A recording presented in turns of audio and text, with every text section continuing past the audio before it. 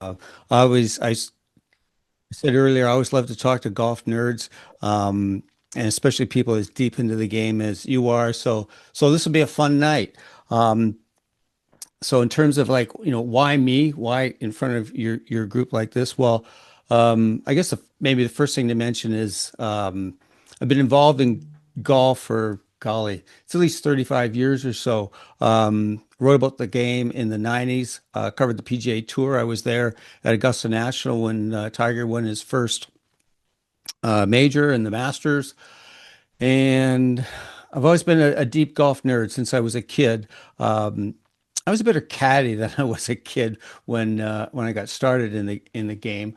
But I've always been uh, knee deep in anything I wanted to get into. I just got into it full bore, and that happened with golf as well. So, what do I do now that might be of interest to you? Some of you may know that I have written a bunch of books. I've written 5 books. This is the most recent one, Getting Unstuck, 7 Transformational Practices for Golf Nerds. I'd say maybe in terms of books, my number one hit was I wrote The Feeling of Greatness, the Mo Norman story. And I'll be talking a little bit, referencing a little bit of my work with Mo Yeah. in the talk. In terms of other things that I do, I am the mental performance coach for GTS Academy in Las Vegas and for Golf Zone in British Columbia, and that's I work with a woman named TJ Atley. She's amazing. She's been coaching largely high school golfers for about 40 years. Those who are looking to get a golf scholarship. So pretty cool to be working with TJ. I started officially with her a few months ago. I host a podcast called Swing Thoughts that I've been doing for over 10 years. And I do it with a character named Humble Howard Glassman. He's a legendary radio personality. He's also a scratch handicap and a stand-up comic. So an amazing guy to do a podcast with, and we're over 300 episodes now, 10 years. So it's really been fun. We get an opportunity to talk to amazing experts in the business. Sean Foley, Fred Shoemaker, Carl Morris, David Ledbetter. So it's really fortunate. So my career is as a writer and a broadcaster. And that's what brings me to talk to you today. So my key experience with golfers is it's kind of ironic, is that most of them focus on their golf swing. It's always trying to get the perfect swing, make sure the elbow's in the right spot, what's the knee doing, all those mechanics. And the irony is that it's actually, from my experience, it's their thinking that usually gets in the way. And it's my experience that they're, in essence, self-interfering with their thoughts. They're trying to usually guide themselves through the swing using their mind in many ways, using their conscious mind to direct body parts to swing in certain ways or certain sequence or certain tempo.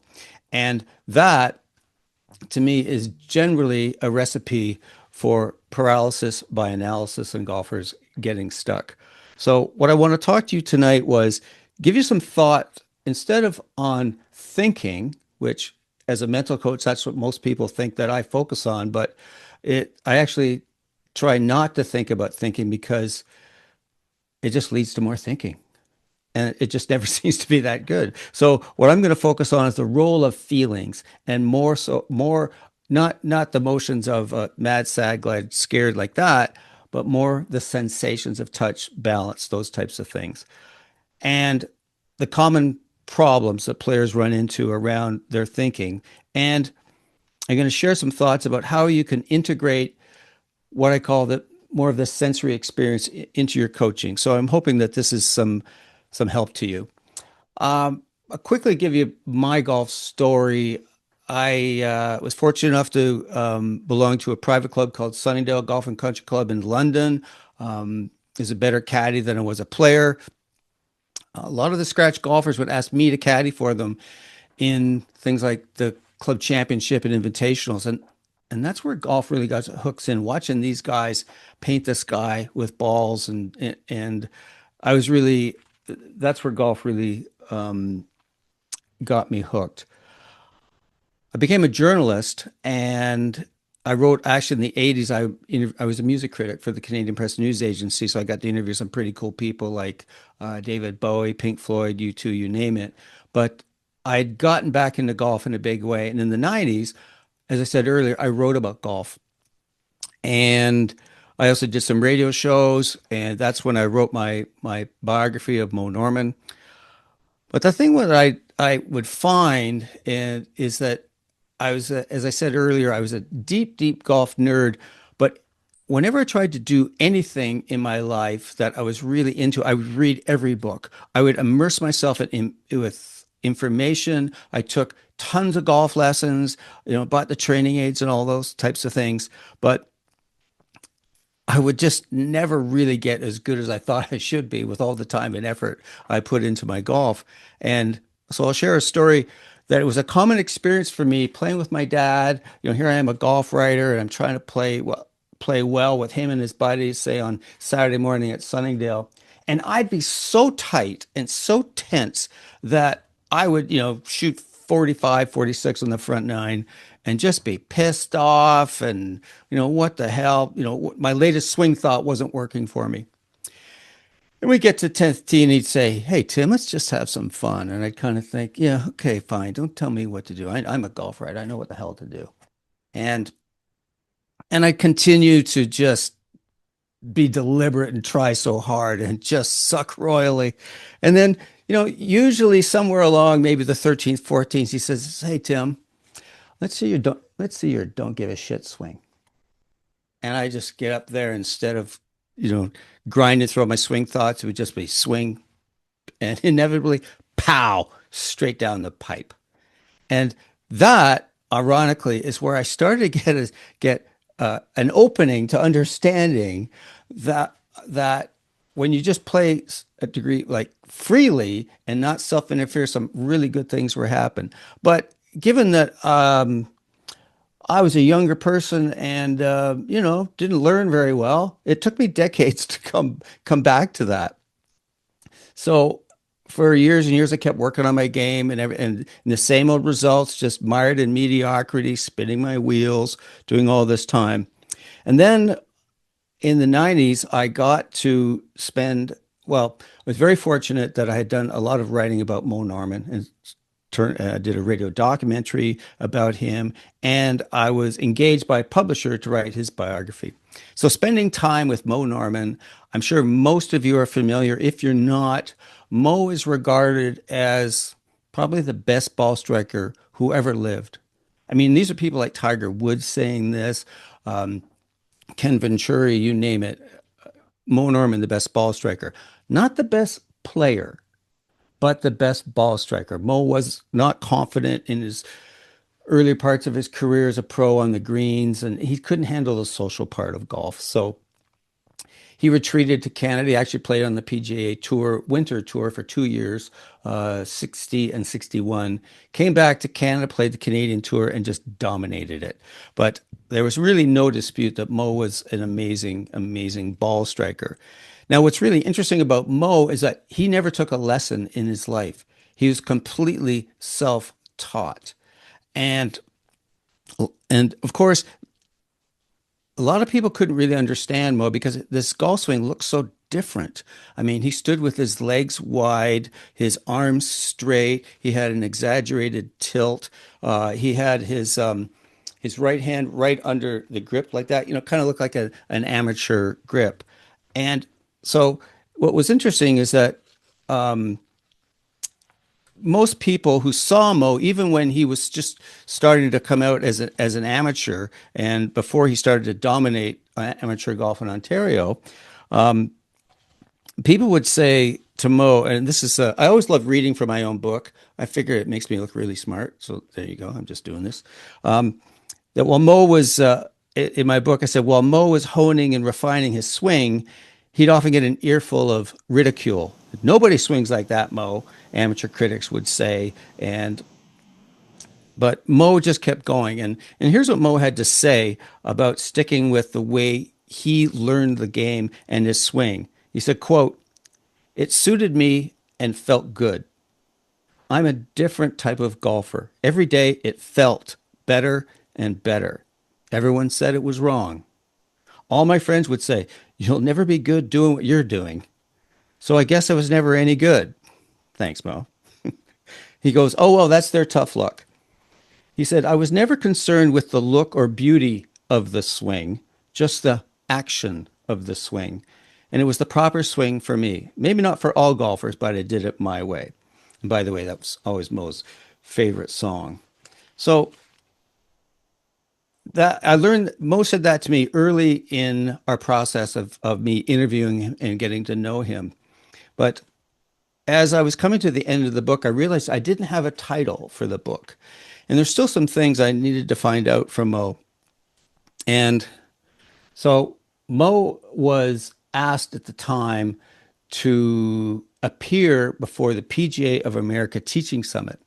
And so this is in the early 90s, and a friend of his, Craig Shanklin, was trying to organize this. And everyone was really excited that this would give Mo the profile and indeed respect that a lot of people thought he deserved. But Mo wasn't going to do it. No way.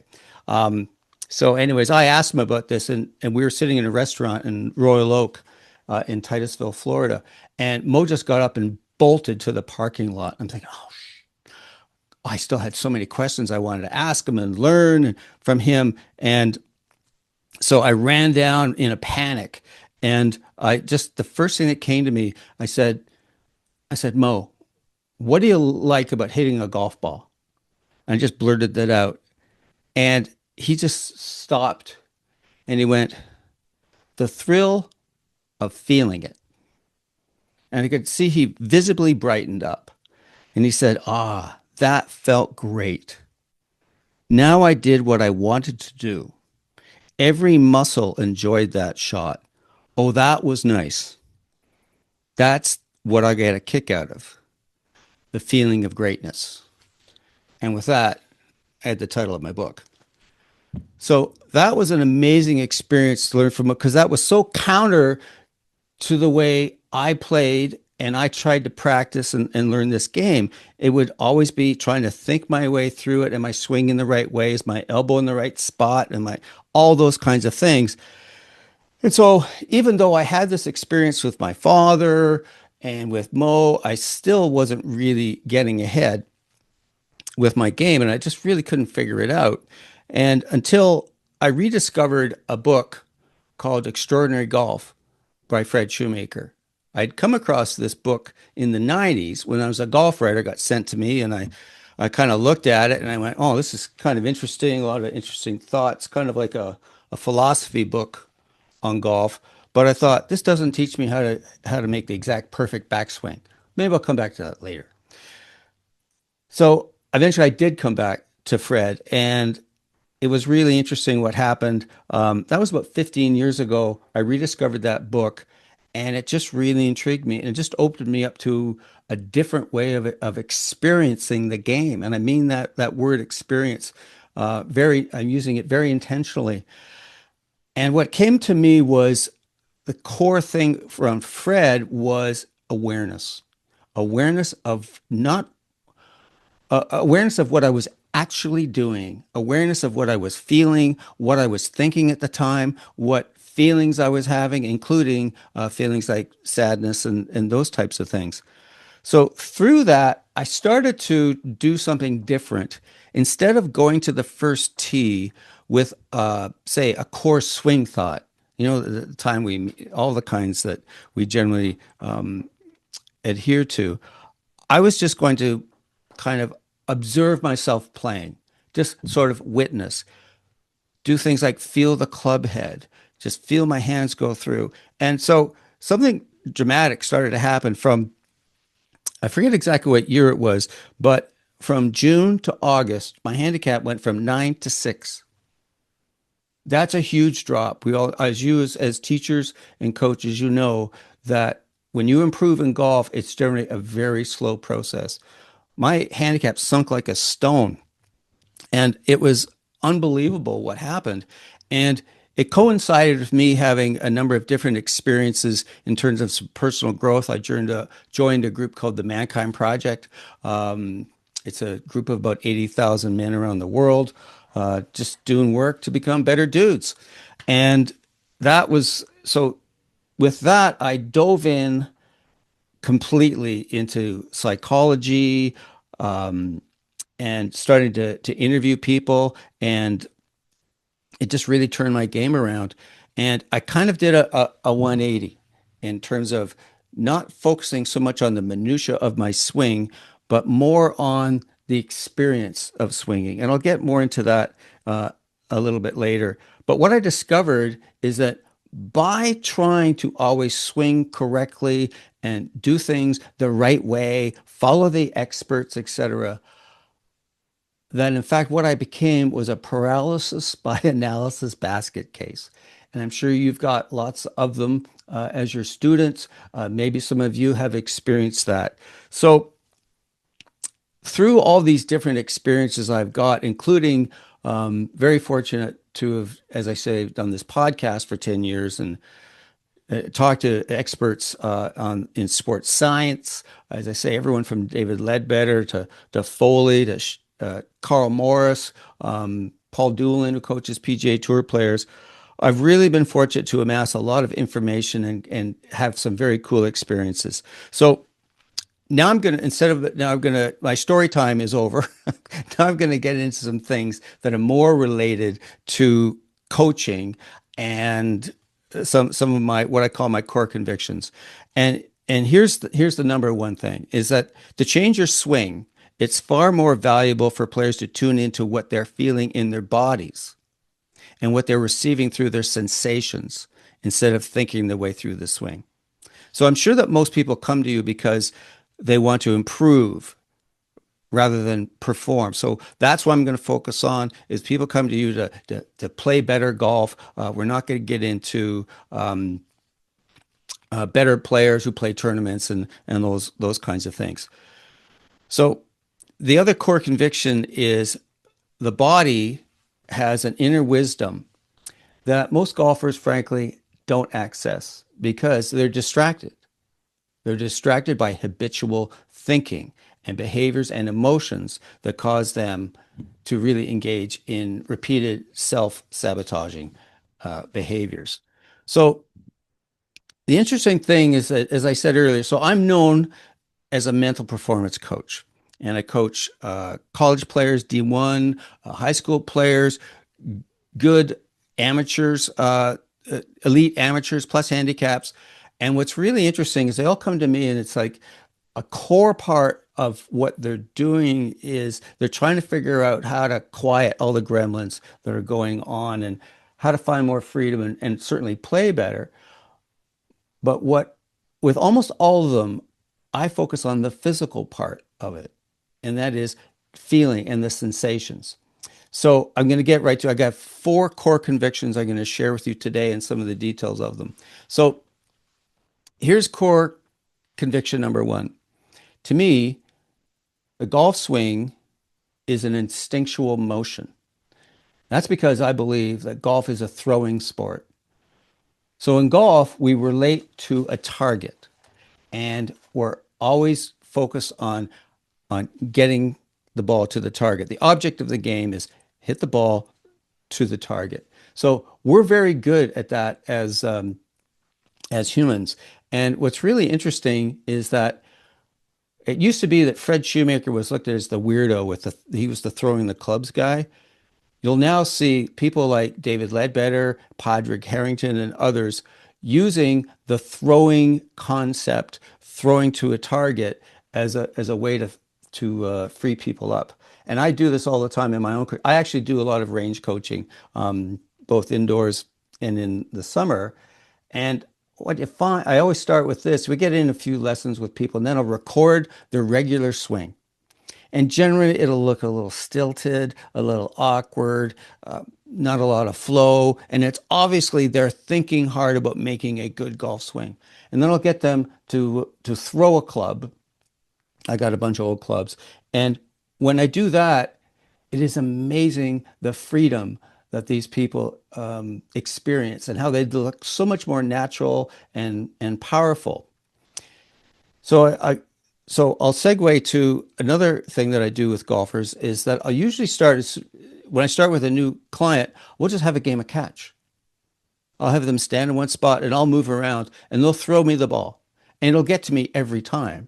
And I asked them this question, I said, well, how'd you do that? You got it to me perfectly every time. And of course, they have no idea. And here's why. It's because we're products of millions of years of evolution. We wouldn't be here unless we were really good at throwing things to kill things so they didn't eat us, but also that we could eat them. I know it sounds kind of gross, but that's true. It's true. We're very good at throwing things. And so the other part of it is that as humans, we really enjoy throwing things. We have spatial abilities. You know, everyone, I have this conversation with everyone. Do you ever have a piece of paper, you just crumple it up and throw it in a waste paper basket? Of course, 9 times out of 10, it goes in. Why? Because as humans, we're really good at this throwing thing. So that's my core conviction number one I wanted to share with you. Now, core conviction number two is that you cannot think and swing and hit a ball at the same time. You just can't. And that's the greatest frustration of golfers. They feel that they know what they're supposed to do, and they try and think their way through the golf swing that they're going to do this with their left knee, their right eyebrow, their hips, whatnot. And all they do is generally they self-interfere. On the range, it's a different place because you're not emotionally invested in the result as much. And sometimes by focusing on a body part, it is like one-pointed meditation, which is helpful in golf and focusing on one thing, but it generally doesn't work. And so here's the thing is that when you're thinking and trying to hit a golf ball, generally you're self-interfering because you're in essence your brain is crossing wires. The frontal cortex, which is the conscious part of your mind, is sending signals to your nervous system, which works more from the limbic system, which is more the reactionary part. It's like you wouldn't think your way. So if you came up to a stream and there's a bunch of rocks there, you wouldn't think about hitting this one and then this one and hitting one with your toe, releasing your ankle. You'd get wet. You'd fall in the stream. You just go. And it's because that's what we do because our subconscious is so brilliant, as I say, in throwing things and doing natural activities. So when you swing, particularly at more than 50% to 100%, you can't control your golf swing with your conscious mind because it operates on what's known as an open loop system. And I'll give you an example of that. So let's say you have a timer that sets a boiler off in a building to create heat. It releases heat. So in an open loop system, the timer comes on and the boiler releases the same temperature at all times. So that's an open loop system. So that's similar to the way our brains work with motor skills. When we're thinking consciously of trying to change them, we can't. We're self-interfering. And so what happens is that leads to generally muscle tension and awkwardness. And then you add on the fact that people want to hit the golf ball well, and when they don't, they ride an emotional roller coaster. So here's core conviction number two. You cannot think and swing and hit a golf ball at the same time. So core Hey, conviction Tim. number three, and I just Tim, got can I two give of you a them. little break? Yeah, sure. That's Jeff. One of the phrases I coin is for my students when we're going through this change and we're allowing them to think and try during a practice session is I coin it as thinkers are stinkers. Right? Thinkers are stinkers, and when you try, right? You're at least you're trying, right? Yeah. You're letting yourself experiment, experience something new or something different. So, Hmm. as you alluded to, we have to take the flight of the ball out of the equation for now and just go with, what you're thinking and get some reps in so that eventually they become less stinky. Yeah, exactly. But I'm sure that there might be some people who are on the call are thinking, okay, as a coach, if I'm watching someone do something wrong, how could I correct them or get them to have an experience so that they could start to swing with more athleticism or more effectively? And I'll get to that on my next piece. Any other questions just while we've got a little pause going here? You want to throw one out? Okay, I'll keep trundling along here. Okay. Okay, so I just got two more of these pieces for you, kind of these what I call my core convictions around this topic, and then we can open up for discussion. But so here's the core conviction number numero trois is for your students seeking change, they must swing at awareness speed. And what I mean by that is they must be able to feel the swing. And they must make it a sensory experience. So when I'm coaching players, I always start them, well, with novices, I always start with putting to chipping and then move to short irons and up. But when coaching good players and intermediates, I'll always get them to start with their wedges. And why is that? Because our wedges are the shortest clubs and they're the heaviest. So when they're swinging, they can feel what's going on. And because if you're not aware, we come back to that awareness piece thing from Fred Shoemaker, is that if you're not aware of what you're doing, you can't change a thing. In essence, what you're doing are in your blind spots. So now here's the thing is that you have to slow down the swing, as Jeff was saying, in terms of like, so if you're trying to think your way through it, that's just a recipe for frustration because you cannot exert any influence on your swing when you swing at half or regular speed. You've got to slow it down. So I'll come back to that piece I said earlier about an open loop that you can't have an influence on what's actually going on. So a closed loop, if we use the same example before, if we have a boiler and we have a timer but also a thermostat, the thermostat can influence the temperature of the water. So that's called a closed loop system. So in golf, the way the closed loop system can work is only if you're swinging slow enough that you can feel it. And because if you go any faster than that, generally any faster than 50%, you can't feel it. And so some of the core things that I'm doing when I'm working with a player, whether it be on their mental game or I'm on a range with them, is that I'll have them swing very slowly. And sometimes I'll have them take upwards of 30 seconds to swing a golf club.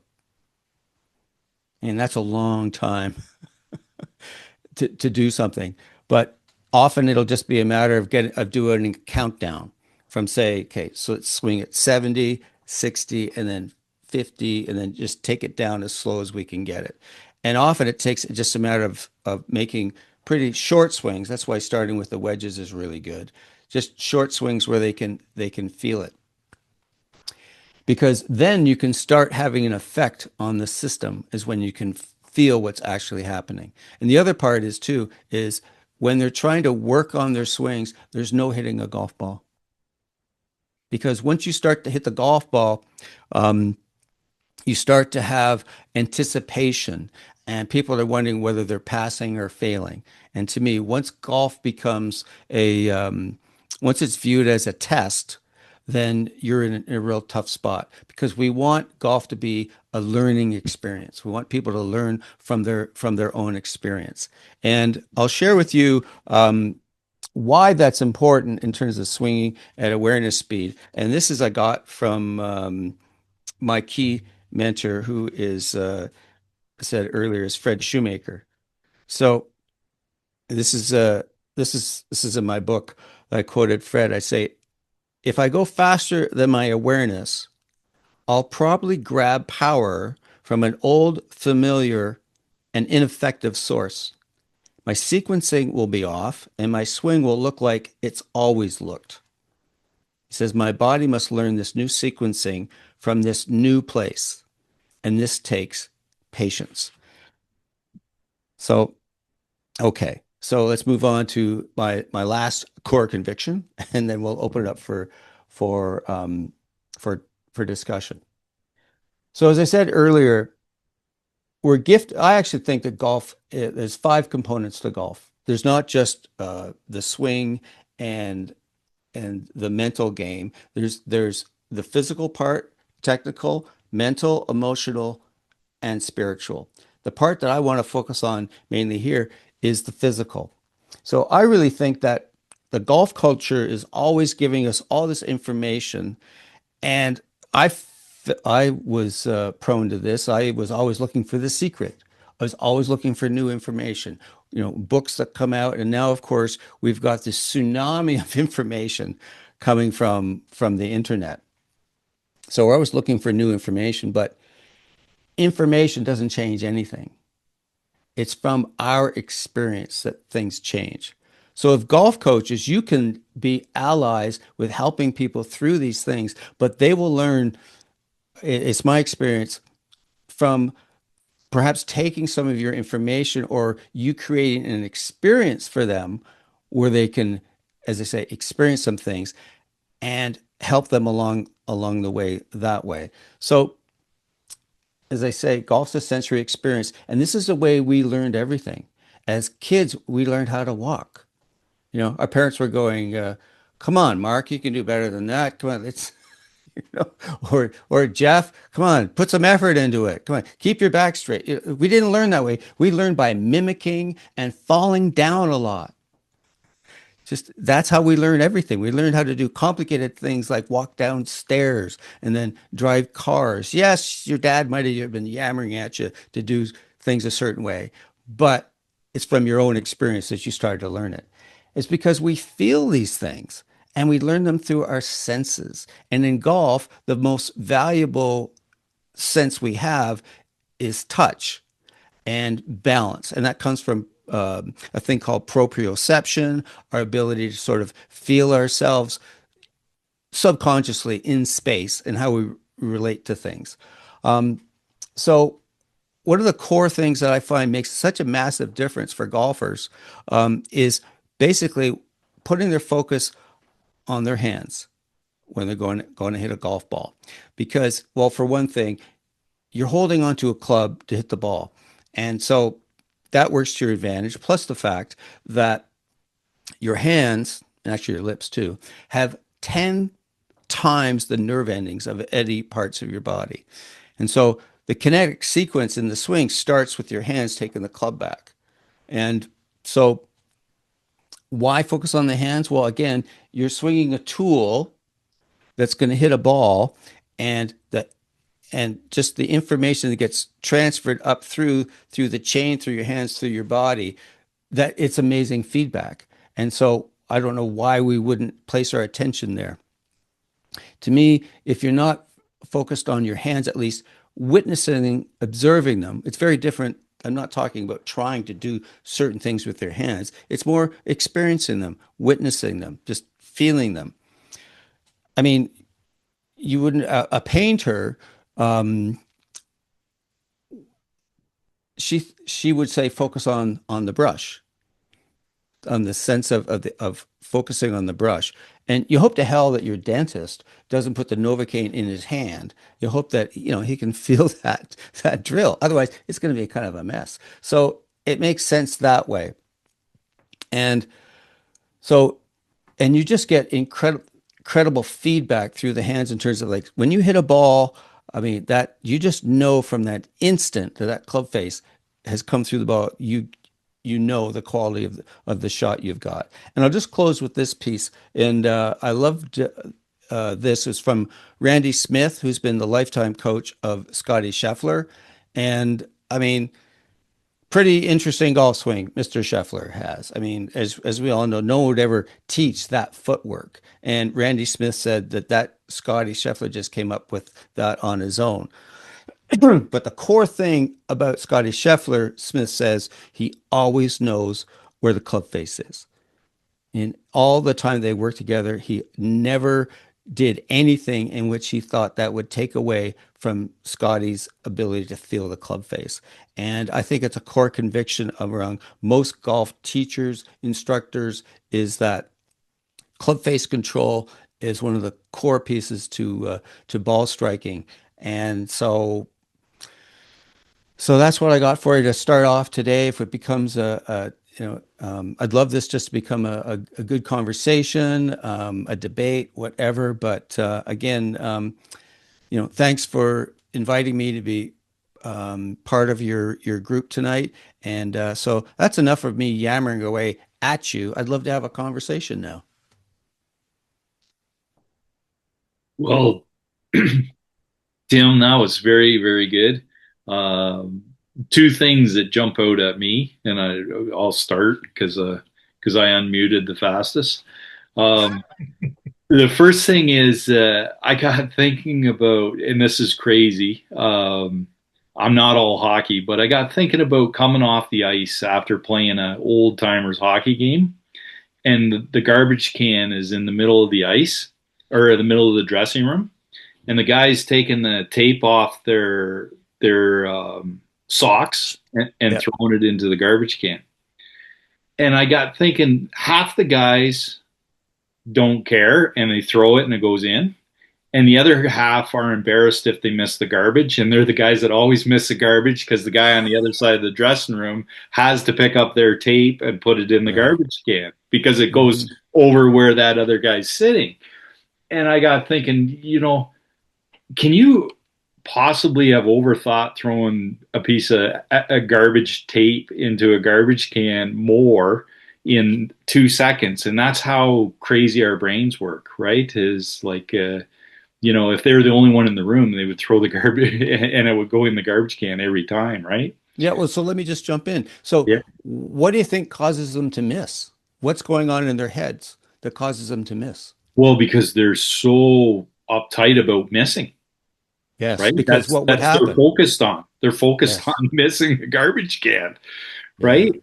It's like I don't want old Paul, who's just skated his butt off for the last hour, to have to bend down and pick up my piece of tape on the other side of the room, right? And it really kind of, I don't know why I thought of that, but that's what was jumping in my head when you were talking about throwing things, is because they sit in their dressing room with basically everybody older than me. And I Hmm. see both sides of it. I see guys that just chuck the tape and it goes in the garbage cans. And I see another guy who couldn't get that piece of tape in the garbage can if his life depended on it. It's almost psychologically like there's a lid on it, you know? Oh, yeah, totally. And that is so much of what causes golfers to get in their own way is they're hyper conscious about what other people will think. And that is a really tough one. And for a lot of people, just unfortunately, the way they were brought up in their family of origin, their other experiences, perhaps they were shamed, by a phys ed coach or a coach or someone else, or just, and they become very self-conscious of doing things the right way. It becomes a uh, uh, becomes a matter of survival. And so our brains actually are wired. The brain's number one job is to keep you alive. That's its number one job. So when we're ever in survival mode, we can't access the natural gifts that we have, such as our spatial abilities to throw something and have that. So as teachers, to me, one of the core things that we have to do for our students is create a safe space for them to experience the sport of golf.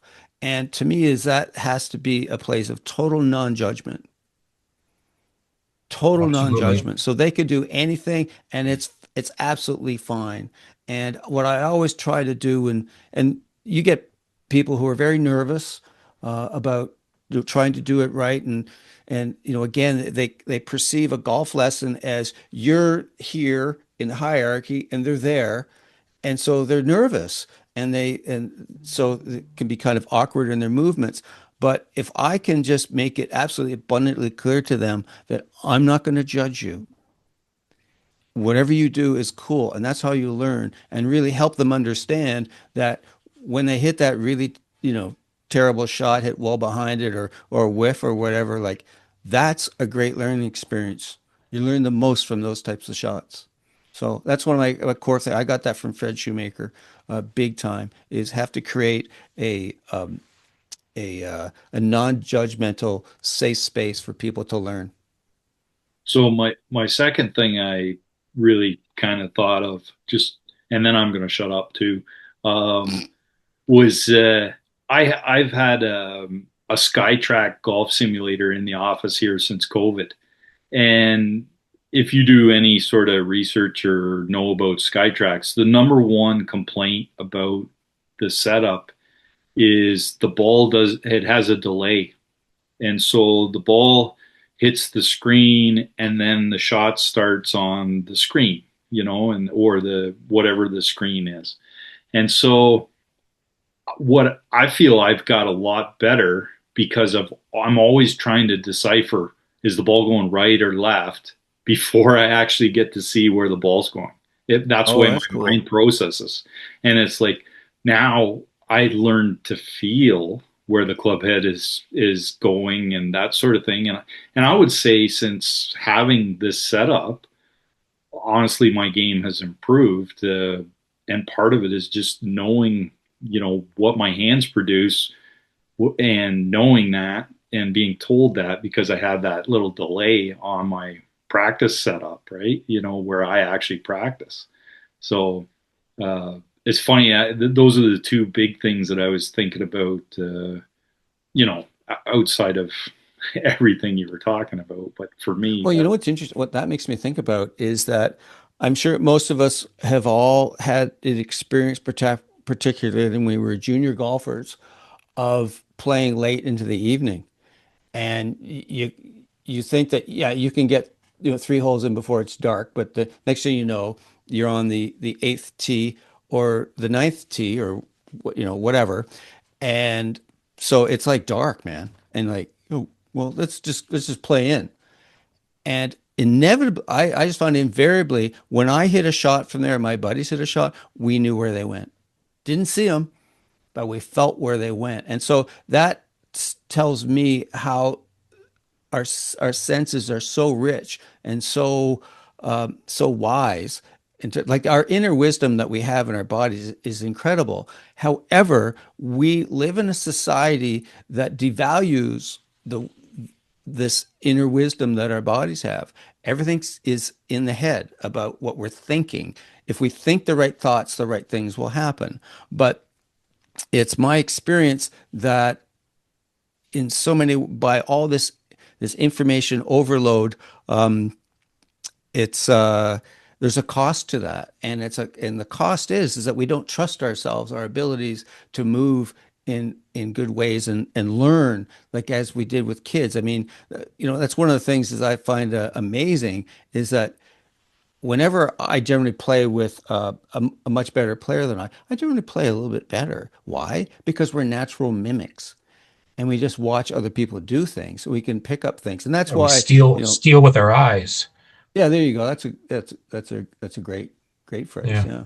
yeah, and very, very powerful, right? And we had this discussion in our arts and science of learning and that. So how I did a little bit of research into the speed of our senses Hmm. and how they relate to golf, and it was really an enlightening um, process for me because I went through right the vision, hearing, touch, feel, smell, and taste, and how they're all so vital to even the game of golf. Even taste is in there, right? And smell. It just associates our brain with various things that get us into that environment of what the game is all about. Yeah. I mean, so Fred Shoemaker told me this great story. He was standing in front of, um, I think it was the Texas PGA, and I think there's like 800 people in the room or something. So he starts, so he starts his little talk by saying, "No one knows how to swing a golf club." He says, "What do you think happened?" And he goes, "A shitstorm." And and he goes like, so you have all this room of all these golf instructors who say, "Well, what do you mean knows how to swing a golf club?" And Fred, I just teeing off of what you said, Jeff. Fred said, "Are we arrogant enough to think that we know that when the neuron jumps across the synapse, that a muscle will relax and another one will contract?" We don't. So when we look at it that way, we have experiences that we learn from, but to say that we know exactly how the swing happens, I'm in the Fred Shoemaker camp. Now, what I wanted to express to you was that you are amazing. You will accelerate any golfer's ability to learn by being an ally with them and in this essence a guide. But I think that I'll just share my personal experience is that when I'm trying to focus on, say, someone getting in good posture, I'll exaggerate. I'll have them be back on their heels. How's that feel? Or on their toes. How's that feel? Or distribute it across and they're like, "Oh, I like this one." So you can generally kind of steer them to a way of getting in the right posture, in the alignment, ball position, all that good stuff by helping them experience it. But it's my experience that if we just say, "What you're doing is wrong, pal. You need to do this. Come back in 2 weeks. We'll see you." Right. To me, that model, it's a Yeah. good model because it doesn't work. It keeps people coming back, but I'm not sure it helps anybody because that's Right. not the way we learn. So Tim, we had a good comment just back there as one of the attendees wrote when you talked about going slow, calling it Tai Chi, Oh, yes, right? Going in exactly. Tai Chi, and Yeah.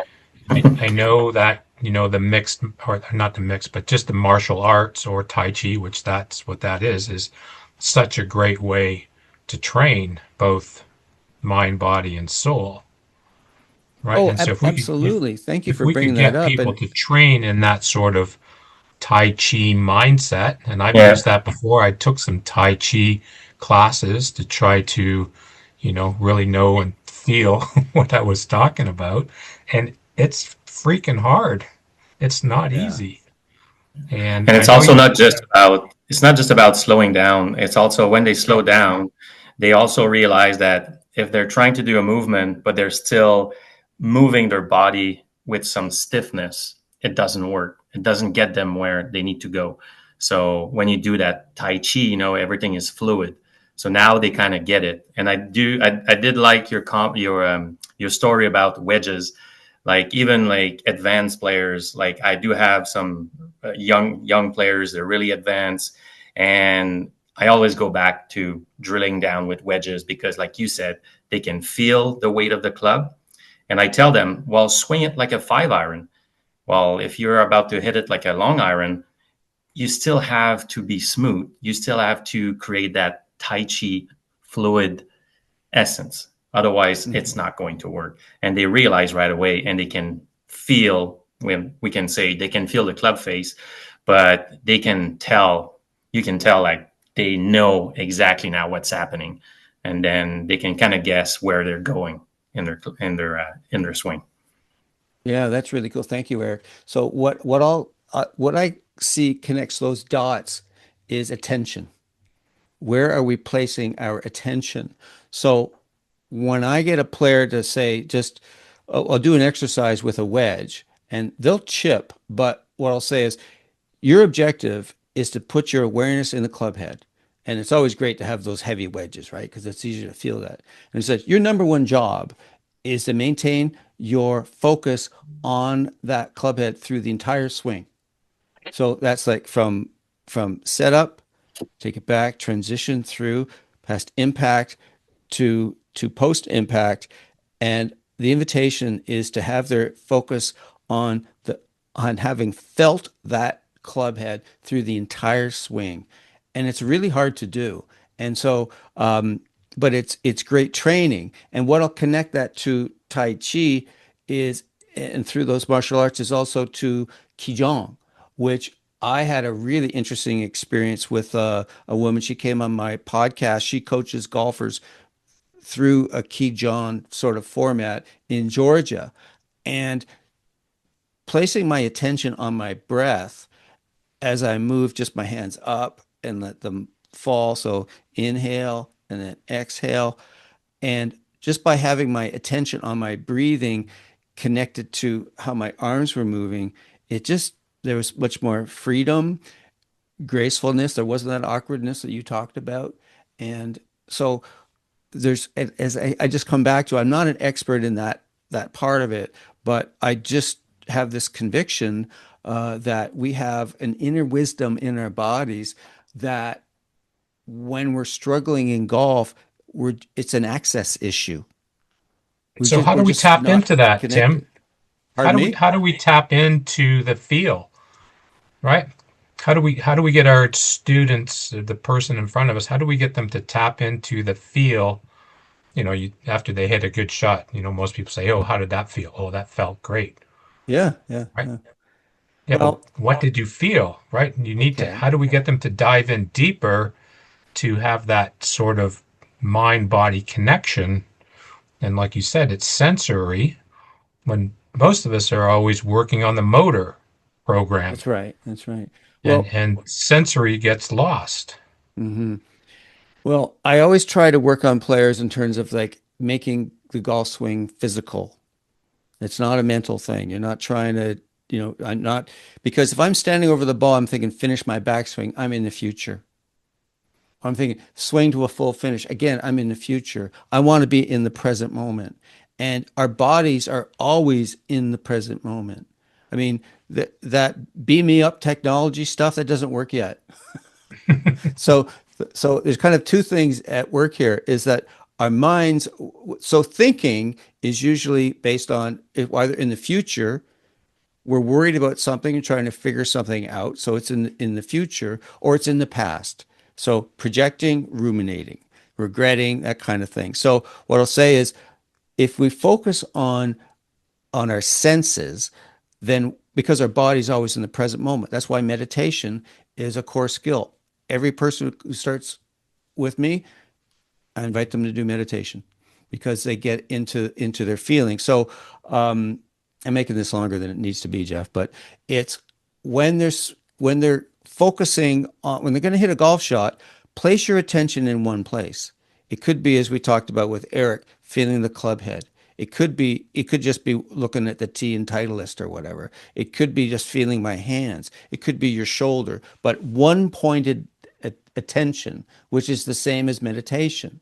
When you sit and do breath-centered meditation, you focus on your breath. And when you notice that your mind wanders, you just bring it back. It's the Right. sensory feeling. It could be the air coming in out of your nose. It could be your belly going. So when you hit a golf shot and you're connected physically to what's going on, you're already in a space, you already have your attention in somewhere where you can learn from. So a core thing is that when you hit a golf shot, you've really only got about 7, 8, 10 seconds to replay what happened. So rather than someone hitting a shot and going, oh, F, or I suck, or whatever, I didn't do that right, which is the typical way that most people react, hit a shot, good, bad, is rather than that, try to start coaching themselves as can I be physically present? Can I keep my attention, say, on my hands or on some part of my body? And as soon as that shot goes, almost like close your eyes, and as they stand there, just replay what happened. And if they need to close their eyes, they can, because that is where the learning happens, is Thank you. by replaying the sense Right. of what happened. And people will pick up, oh, I was fast there. I was off balance. What that and you can learn from that. Right. Awesome. Tim, Thank you. Tim, are you a fan of Vision 54? Oh yeah, yeah, oh yeah. They're great. Pia Nilsson, Lynn Marriott. Yeah, Yeah, kind of absolutely. picked up on some of the. Yeah, well they're I'm sure most of you are aware of, they came up with the think box, play box concept. And so, Mark, do you think everyone knows that, or any point me going on about that? Well, yeah, go ahead because we've got yeah, yeah. If Okay, you want great. to, So what Pia Nilsson and Lynn Marriott, they're best known. They got for coaching Annika Sorenstam, and yeah, she's a pretty good player. And a lot of other great players. And they've come up. They've got a great series of books. Of course, I can't remember the name of one of them, but it doesn't matter. But they came up with a great concept that simplifies the pre-shot process, and it's think box, play box. So let's say you've hit your drive and you come up to your shot in the fairway. You imagine as if, let's say this is the golf ball, and you have an imaginary line. So over here is the think box, and on this side of the line, where the ball is the play box. So in the think box, you make your decisions. Where, how much yardage do I have? What's the opportunity here? Where do I not want to hit it? And then what's the shot I want to hit? Okay, this is going to be a grip down 7-iron. I'm going to hit it at that tree. Going to have a soft draw and land it here. So you've made a decision. And now it's time to make it a physical experience. So as you step over that imaginary line, then everything is physical. And it's just a matter. Now this part throws some people. They go like, what should I be thinking about? And I went, well, we're not thinking. The best way I can describe it is you're observing. You're just observing yourself go through your pre-shot process. And so for me, it's like usually it's just like come in, place the club face behind the ball to where I want that club face going, where I want to start the ball. Left foot, right foot, butt goes out. I feel my glutes. Get into my quads. Swivel the head, look down at the target line. The awareness goes into the hands, and then the club goes back. There's no trying or efforting in that. It's just like sort of watching and witnessing. And as you start to build that skill of just being with those tasks that you need to take care of, then you start to generate more sense of feel of what's going on. Eric? Yeah, it's very interesting what you're saying because we're in the off season, so now it's indoor lessons, and I do repeat that every time because I see that sometimes I'm going to go to the indoor golf, and then I see one of my clients, is just practicing on his own, and he's just hitting balls one after another, and I just go back to him and that. Do you remember what I told you the last time? And he said, and he tells me a bunch of things, but I said, even indoor, like just think of like your methodology should be the same as when you're on the course. Like do that little practice swing. Just don't hit balls one after another. I know it's practical, it's convenient, you're indoor, you don't have to walk to the ball, but you need to keep that in mind because otherwise it's gonna create some issues. And then a week later or so they come back to me and say, yeah, it makes a big difference. Yeah, it absolutely does. And by working on your process in your practice, that Yeah. shortens the distance between the range and the golf course. And that's one of the big problems, of course, in golf is that the place we practice has no relationship at all to where we play or how we play. It's the only sport I'm aware of. There might be some others, but it's the only sport I'm aware of that's like that. But what's interesting too is that so much of the way golfers react in terms of especially their practice is something starts they're not hitting the ball well. They've got an old problem that comes up is that they're hitting shanks or whatever, and so they feel like they're compelled to fix this, and it's almost like a compulsion, like an addict feels. And so anyone who's played for a long time has, I use this old phrase Rolodex. I know no one has a Rolodex anymore, but this file of swing thoughts that they had. So we start to go through them, but what what makes us do this, it's like we got to fix this, and I got to have this done before I leave today, or I will feel that I've wasted my time, or I've gone backwards, and that kind of thing. And that's when we start to go backwards in golf, is because we start going down these rabbit holes of of of technique when quite yes, there can be problems with we're off plane, our posture's off. Maybe someone doesn't understand a core fundamental, but you people get these drives, this anxiousness to to get better, but it's like a compulsion, like an alcoholic or a problem gambler has. And so for us as coaches, sometimes is helping people understand that this is a marathon. You're not going to ever fix your swing. Like that's not how anyone learns anything. It's a long-term game. To get the gain, it just takes a while. And that's why this is the hardest game that I'm aware of. It's so hard to learn it because there's parts of us that um, if we just think we get the right information or we work hard enough and we think like our grade 9 phys ed teacher, 100%, 110% effort, we'll get this. Well, I'm sorry. Golf doesn't work like that. Tim, you're pretty entertaining. Yeah, yeah, no, you're a great speaker. You're doing awesome. Oh, thank you. Thank you. I guess we're all golf nerds, eh? You have to Hey. turn into the podcast with him and Howard, because they are very entertaining and they have some great guests and some great conversations, and it's really, really well done. I enjoy listening to their sessions.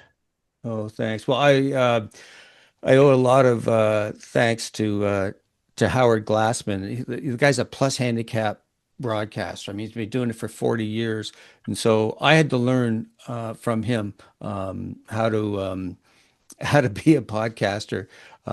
But he's been very kind to me through the years and been gentle and compassionate. Sometimes not so much, but it's helped me learn. It's part of Tim, being a good coach. Yes. Well, Right, everybody needs a good coach. I mean, I'm talking to the right. converted here. Tim, have you heard of right balance at all? Sorry? Have you heard of right balance at all? Right balance? Yeah, No. Dr. Wright out in California. You know who Larry Rinker is, I assume. Oh, yeah, yeah, yeah. Yeah, so Larry Rinker is basically Dr. Wright's key disciple. Yeah. Oh, really? Yeah, and it's quite amazing it's fascinating what they've scientifically determined about um, the Balance. the balance and the 9 types of golfers, and now they're talking about 12 or 15 types of golfers, and uh, Mm, it's the exact opposite in regards to Larry Rinker of what you would think. You would think it'd be so unscientific. It's actually like he's got all the science from Dr. Wright, and then he dumbs it down for guys like Mark Ray. So it's fantastic. It's my favorite thing in the world as far as helping people and knowing what to look for as an instructor. I've really enjoyed learning from Larry Rinker. And one of the things I would recommend to you is just start to follow him either on YouTube or Facebook. Every Monday and Friday, he produces a video that's 1.5 minutes long, and in that 1.5 minutes, you'd be shocked at how much we don't know about the golf instruction. And hmm he's phenomenal. He's shared a lot with our organization. The last two um, December's, he's come on for an hour and a half Oh, and great. Yeah. shared his wisdom and his ebooks with us as well. Um, but anyways, I just wondered if you knew anything about right No, I balance. have I know not. it's But there's so many interesting people now Yeah. who are doing extraordinary work. Sasha McKenzie, of course, he's a Canadian, so that's great. And there's a guy, Ed Collin, is a sports scientist in Ireland. He's become in our podcast, we call him a friend of show. He's been on about half a dozen times. We had a really interesting character on a few weeks ago. His name is Marcus Bell. And okay, so I'm going to gap on if you just put Marcus Bell in golf, his stuff will come up. And really interesting young guy who's started to access a lot of interesting information from academics like Ed Collin and people like that. And what they're finding is that so much of what has been done traditionally in golf instruction, in essence, was someone has an experience, whether it's Ben Hogan or Corey Pavin or Betsy King or somebody, and he goes, "Here's my way to swing the golf. My way to swing a golf club." And so we try and learn their experience, but we all have different experiences, both mentally, emotionally. I mean, you think about someone who came up in a family with a very highly critical father or something. And every time you maybe stubbed your toe or something, you got a smart remark or something. Or if you didn't do something correctly, you got a swat or or a sarcastic remark. Well, that's going to have an impact on your ability to learn and move as you get older. And like that's why there are people you meet who are very cerebral because they think through everything. And you find that even with lots of golfers too. So a lot of these people have made these connections to understand is that when we start to learn through our own experience, we can let go some of these preconceptions about ourselves and the world and what's right and what's wrong. Then we can start to access this natural ability that we all have. I don't think many of us are short-sheeted in terms of our ability to throw things and connect. Some people more than others. The Wayne Gretzky's of the world and Tiger, etc. But yeah, there's a lot of really interesting people. So this Marcus Bell guy, it was really interesting. I related to him. He said that it's really cool. He works with his students. The key thing is he gets them to enjoy motion, to enjoy hitting a shot. And I thought that was so cool. And I related it because I've done a number of putting clinics through the years. And a lot of it, admittedly, I borrowed from Fred Shoemaker. So we do a bunch of different things. And then for the last piece, I would say, okay, folks, I want you just to go out, find your little section on the green, and I want you to enjoy your stroke. That was it. Just enjoy your stroke. And invariably, somebody would say, "I mean, we're not supposed to do something like, make sure our head's still or accelerate through." No, just enjoy your stroke. And one guy would go, "What if I'm doing it wrong?" Look, just enjoy your stroke. So they go out and, they give them 5, 7 minutes and they call everyone in. And it's so cool what happens. They go like, people go like, "That was fun. That was interesting. I never felt my stroke before." And some people would go like, "I just learned that, things like, if I allow my right wrist to unhinge, on the trail wrist, that it puts a little extra pop on the ball." And just things like that. And because they were just feeling it and observing it and like enjoying it. And I don't know if I imagine we're coming to the end of our time together, but isn't that an interesting concept to actually enjoy your stroke? It's a great concept. Absolutely. Yeah, I stole So that. the two key F words tonight, because I'm all about good F words in golf, is feel and fun. There you go. Yeah. Feel and fun. How about this one? Freedom. Freedom. Yeah. Freedom Yeah. freedom from the thoughts Right. about that I have to do this right and that there is a right and a wrong way to do it. And freedom to discover what I as a human being can do. from my Right. own experience. And I just find that, and to me, for maybe this is one of the final thoughts I can leave you with, is that as golf instructors, if you can create an environment where your students feel free and they don't feel encumbered and they're not judged, you create a space where they can learn from their own brilliance.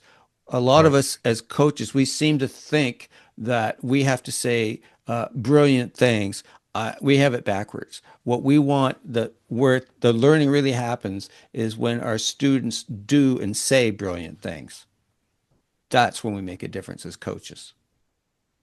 Well, Awesome. Tim, I know that they don't come to hear brilliant stuff from me. So, one last thing, Curtis has a question there out in BC. So, Curtis, go ahead, and then we'll let Tim call tonight. Thanks.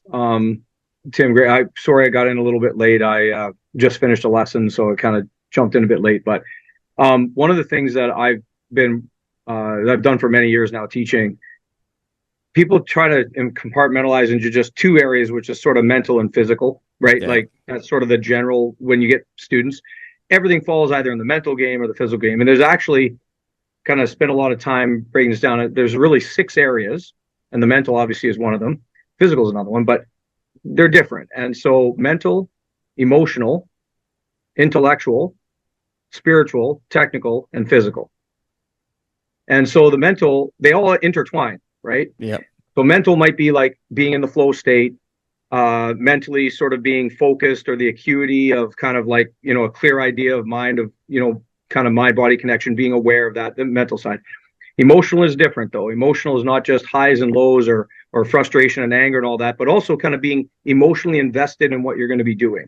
So like, am I emotionally invested in this shot? Like I know I should be pitching this into this area, but instead I think I should just hit my 3-wood, cut the corner of the water, go over those trees and land by the pin.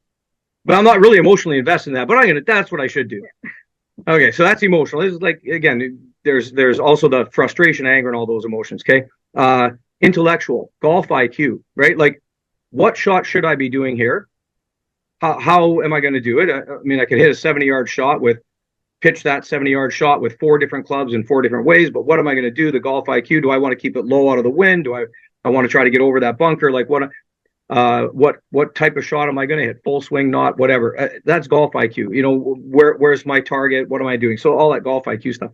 Spiritual. So why did you pick the game up? Not religious, spiritual. Why did you pick the game up anyway? Like just because you play with your friends on the weekend and that's kind of your spiritual zen, why you love it? It's just social. Like, did you want to get better? You want to play competitive?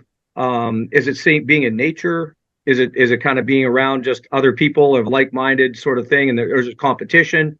That's that spiritual side of the game, why you're connected to it. Technical stuff, obviously the stuff we're talking about, like, kind of all the different swing stuff that we're sort of teaching technically.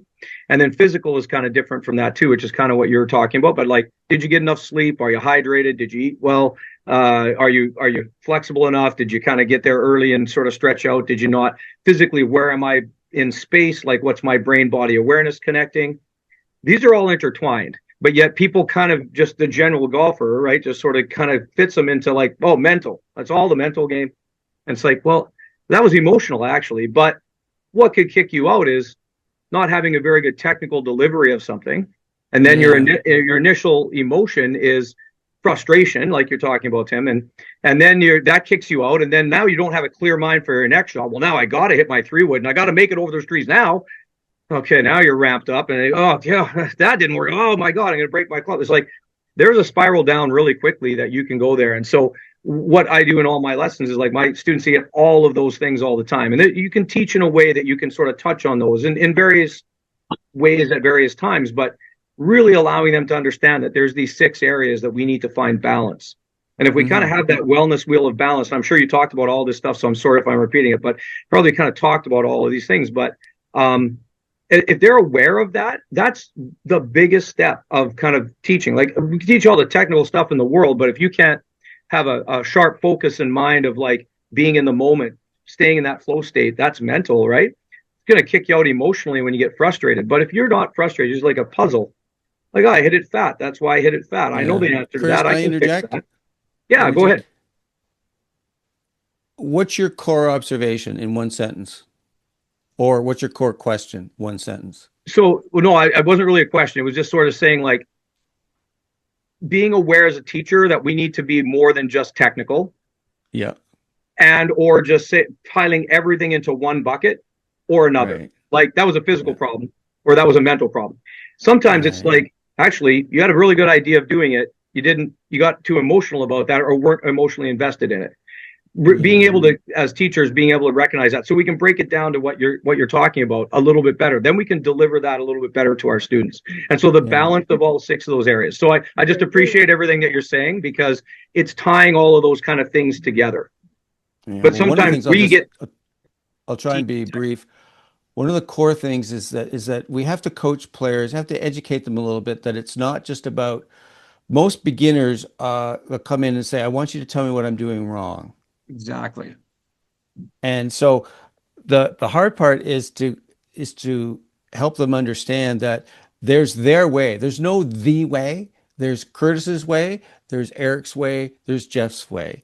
So our job as coaches to bring them out, but partly is to help them to understand that it is a multi-pronged game. It's all those different things that you talked about. And that once you start to get them to understand that it includes things like where you're placing your attention, where's your focus, as opposed to, making sure that they keep their left arm straight. But that's part of the job of a good coach is to bring someone along and help educate them into kind of like the richness of the game, rather than is golf a threat or a test that I'm doing it right. Thanks, Curtis. Yeah. Tim, thanks so much. It was a great night. I think everybody has something to think about in their coaching going forward and how they're going to help people. And it's been a fantastic evening. Yeah, thank you so much. And I'll just shameless self plug here. Yeah, check out my podcast, Swing Thoughts. I write a blog on the Substack platform. You just go in substack.com, look for me, you'll see it there. If you found that tonight was interesting to you, I invite you to check out my book, Getting Unstuck: 7 Transformational Practices for Golf Nerds. And yeah, wrote a book on a guy you might have heard of named Mo Norman. This was a great read. I got it, and I don't have all the yellow stickers on mine, but I'd certainly have it highlighted from front to back. Highly recommend that. And I highly recommend the podcast too. Highly entertaining and educational.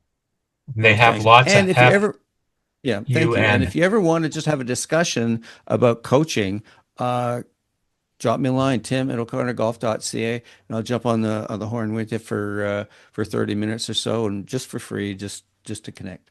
Can I ask a Nice. question? What was the name of the podcast again, please? Swing Thoughts. Thank you Swing very Thoughts. much. Yeah, we intentionally we don't deal with that stuff like that. We thought we were being funny and ironic. Perfect. Cheers, everyone. Thank you. Thanks. Thank you. Thanks so much. Thank you, everybody, for joining us tonight, too. It was a great turnout. Appreciate you all Thank you. taking the time out and coming in. Thanks Yep. again, Tim. Bye-bye. We'll see everybody next month. We're working on our next topic in December. So, Tim, if you ever want to come out, you can hide behind a fake name or something. But you're more than welcome to join our sessions. We do one a month all winter kind of thing. Yeah, well, maybe I'll just show up as user. Yeah, there you go. And I'll convert you to Jeff Howe the second. There you go. Yeah. Thanks, All right. everybody. All right. Have a great Cheers. night. Thanks, Thank you, Thanks, guys. Tim. Any Good night. CGTF people need anything, just reach out. Okay. Good night, everybody. Good Thanks, night. Jeff. Good night. Thank you. Thank you. Thanks, Mark. Thanks, Jeff.